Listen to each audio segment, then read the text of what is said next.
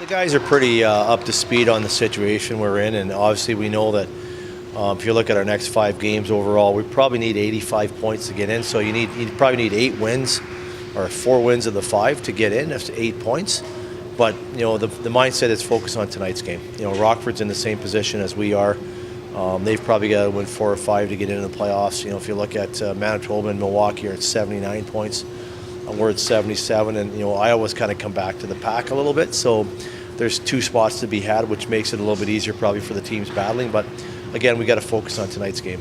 The look ahead toward today's game, do you reflect at all off the last few games? The team's pretty well over the last couple. You know what? Our guys have done a good job of integrating the new young kids that have come in the lineup out of the Ontario Hockey League and the college programs, and it's given us some depth down the middle. It's given us some depth in our lineup, and the guys have done a great job. We won against Manitoba here last week, then we went on the road and had 2 big wins in Iowa, and we got contributions from up and down the lineup. And if you look at our games defensively, the guys did a great job.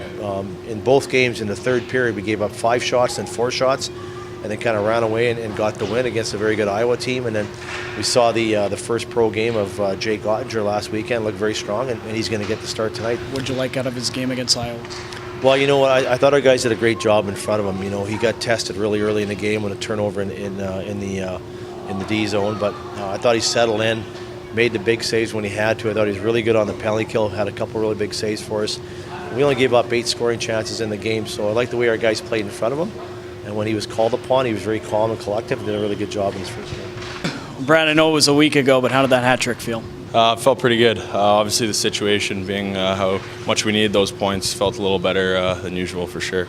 Coming into this one, Rockford, you've seen them quite a few times this year already. Just what do they bring to the table today? They're a fast hockey team. They play really pretty structured in the D zone. It's going to be tough to get chances. We're going to have to earn them for sure. Rockford's gotten some big pieces back from the NHL club. When you look up and down their lineup, what's dangerous about their team? Well, they got Dylan Skura back, who's a good player. He's a 40-point scorer there and about 3-point-a-game guy. And then they got Highmore back, who'd been out all year with injury. She's taking time to get back in this game, but he's a threat. And they're a team fighting for their playoff lives, same as we are. So I expect it to be a couple good games this weekend. Over the last few games, you guys have played pretty well. What's been working for this hockey team over the last 3? I think everyone's just clicking. We know it's that kind of time of year. It's been the playoff mindset, and right now everyone's buying into it, and it's a lot of fun right now. I think we all know the situation, what's at stake here, and I think it's another game, but you need to have that playoff mindset, and I think we'll be bringing that tonight.